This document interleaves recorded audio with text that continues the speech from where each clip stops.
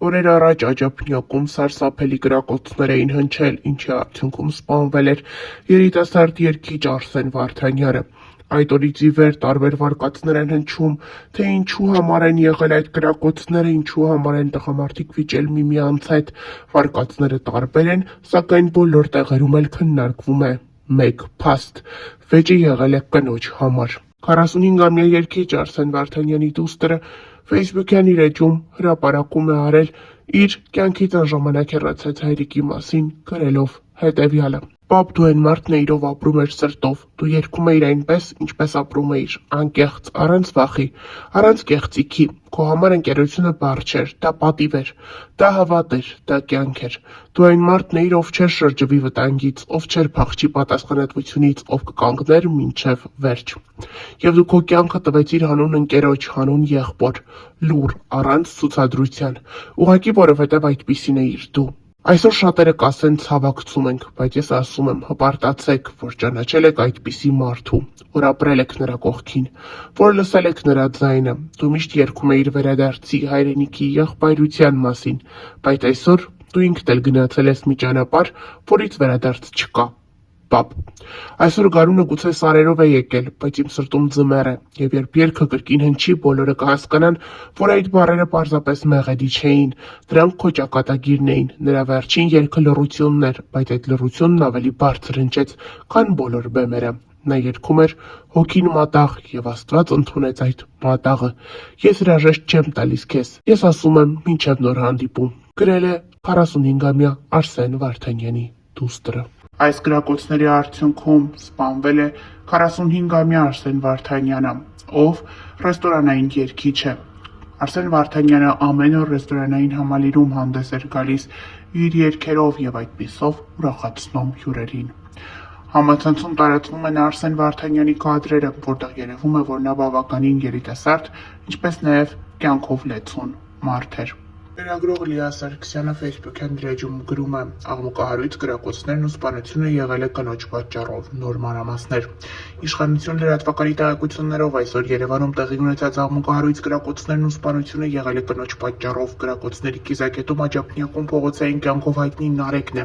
Ըստ մեզ հասած տեղեկությունների նա փորձել է քայլեր անել միջադեպի մյուս կողմի տղաներից մեկին մտերիմ կնոջ նկատմամբ, ինչն էլ դարձել է լարվածության պատճառ։ Կենցաղային վեճը կարճ ժամանակում սրվել է եւ վերածվել հրաձգության, որի հետևանքով կա զոհ։ Սկզբում միմյանց դանակահարել են, հետո գործի են դրել ավտոմատներ։ Տեղեկություններ էին շրջանառվում, թե դեպքը կարող է կապ ունենալ Ֆազի ընտանիքի հետ, սակայն մրցույթները պնդում են, որ դա չի համապատասխանում իրականությանը։ Ֆազի եղբայրը Գրիգոր Գրիգորյանն այս պահին Հայաստանում չէ եւ որևէ առնչություն չունի տեղի ունեցածի հետ։ Հիշեցնենք, որ ավելի վաղ հայտնել էինք։ Այսօր փետրվարի 18-ին մարտաֆիլմ հիշեցնող կրակոցներ են հնչել Երևանում ժամը 16:00-ի սահմաններում ներքին գործերի նախարարության, ոստիկանության, քրեական ոստիկանության գլխավոր վարչությունում եւ ՆԳՆ ոստիկանության, համայնքային ոստիկանության գլխավոր վարչության Մաշտոցի բաժնում հերթական օպերատիվ տեղեկություններն է ստացվել, որ Աբելյան փողոցի 9 հասցեում կրակոցներ են հնչել եւ կան վիրավորներ։ Ինչպես դեպքի վայրից հայտնում է ֆոտոլրագրող Գագիկ Շամշյանը, դեպքի վայր է ժամանել ՆԳՆ ոստիկանության պետ, ՆԳ նախարարի տեղակալ ոստիկանության գեներալ-մայոր Կամո Ցուցուլյանը, տեղում պարզվել է, որ ստացված օպերատիվ տեղեկությունը հավաստի է, իսկ ոստիկանության աշխատակիցները պարզել են, որ նշված վայրից հրացենային վնասվածքներով 10 քաղաքացի տեղափոխվել են Երևանի տարբեր հիվանդանոցներ։ Դեպքի փաստով քննչական բաժնումի խումբ անձանց նկատմամբ սպանության փորձի հատկանիշներով եւ ապօրինի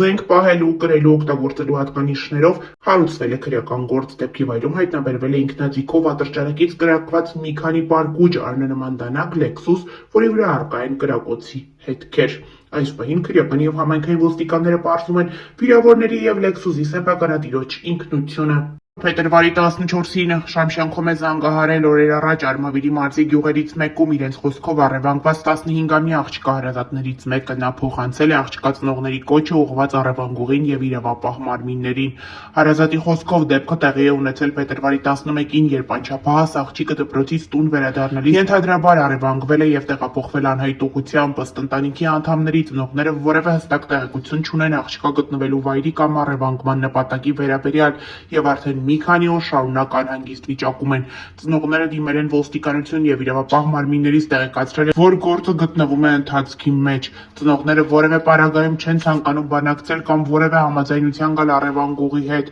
Նրանց միակ ցանկությունն է հնարավորինս արագ գտնել իրենց դստերն ու ապահով վերադարձնել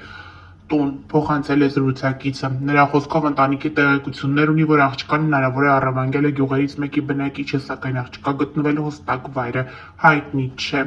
Աղջկա հարազատները հույս են հայտնում, որ ՀՀ իրավապահ մարմինները, մասնավորապես ՆԳՆ ոստիկանության, համայնքային ոստիկանության գլխավոր վարչության արմավիրի բաժինը կուժեղացնեն որոնողական աշխատանքները եւ հնարավորինս կարճ ժամանակում կհայտնաբերեն անչափահասի գտնվելու վայրը, ապահովելով նրա անվտանգ վերադարձը ընտանիք։ Դեպքի առթիվ ընտանիքը շարունակում է համագործակցել իրավապահ մարմինների հետ եւ սպասում է գործի արագ բացահայտմանը։ Փետրվարի 11-ին ժամը 12:50-ի սահմաններում Սպիտակ բժշկական կենտրոն է տեղափոխվել Լոռու մարզի բնակիչ 13-ամյա մի տղա։ Ինչպես հայտնում է Գագիկ Շամշյանը, բժիշկները ոստիկաններին հայտնել են, որ երեխան իրենց մոտ է տեղափոխվել ծեծված եւ գտնվում է ծայրահեղ ծանր վիճակում ու ի վիճակի չէ կատարվածի մասին բացատրություն տալու։ Երեխային ռեանիմոբիլով տեղափոխում են Երևանի մասնագիտացված հիվանդանոցներից մեկը։ Ֆոտոլրագրողի տեղեկություններով երեխան 13-ամյա Ալիկ Հն է, ով սովորում է Լոռու մարզի այն դպրոցում, որտեղ նա դաժան ծեծի է ենթարկվել,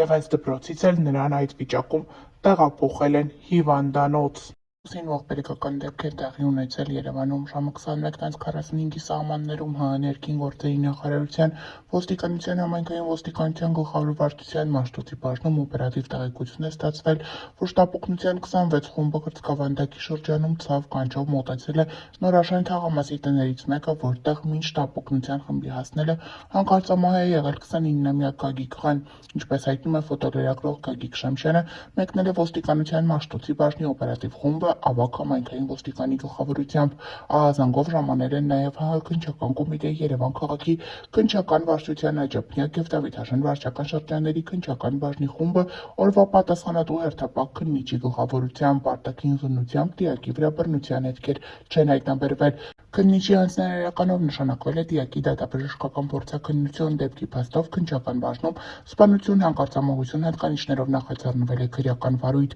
Գագիկ Շամշյանի տեղեկություններով Գագիկ Խ-ն աշխատում էր Հայաստանում հայտնի ՍՊ-ներից մեկում որպես սպասարկման մասնագետ։ Շամշյան.com հունվարի 2-ին ֆոտոռեպորտաժ տեսանյութեր հրապարակել Արարատի մարզում տեղի ունեցած արտառոց դնջադեպի մասին, երբ ամուսինը սուր կտրող ծակող առարկայով վնասվածքներ էր պատճառել հղի կնոջը։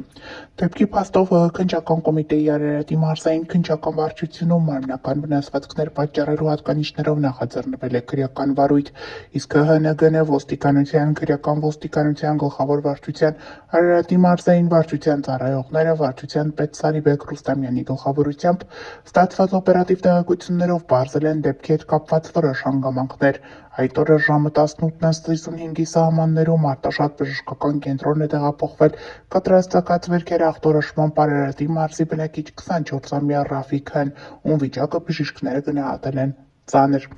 Իսկ ժամը 18:50-ի սահմաններում Պարանոցի եւ Որովայնի շրջանում կտրաստակած վնասված ախտորոշման մասից բժշկական կենտրոն է տեղափոխվել Արարատի մարզի բնակիչ 25-ամյա Նուշիկ Հ-ն, ով այնուհետև տեղափոխվել է Երևան Աստղիկ բժշկական կենտրոն, որտեղ էլ պարզվել է, որ նա ստացել է Պարանոցի եւ ձեռքերի շրջանի կտրաստակած վերքեր վնասվածքներ։ Տեղում պարզվել է նաև, որ Նուշիկան 6 ամսական հղի է, պարզվել է, որ վիրավորներից Ռաֆիկ Հ-ն էլ ծայրահեղ ծանր վիճակում տեղափոխվել է Երևանի հիվանդանոցներից մեկը։ Մինչ բժիշկները պայքարում էին երկու վիրավորների կյանքի համար, Արարատի քրեական ոստիկանները պարզել են, որ Նուշիկային դանակահարել է նրա ամուսինը, Արարատի մարզի բնակիչ 27-ամյա Հրահատ Ան, Երևան Երասխ ավտոճանապարհի Ադանա ռեստորանային համալիրի հարևանությամբ Ռաֆիկ Հ-ի կողմից վարած Օպել Մագնիշի ավտոմեքենայում, եւ երբ Ռաֆիկ Հ-ն տեսել է, թե ինչպես է ամուսինը դանակահարում կնոջը, փորձել է հանդարտեցնել, սակայն ինքը նույնպես դանակի հարվածներ է ստացել, իսկ Հրահատ Ան այնուհետև դիմել է փախուստի։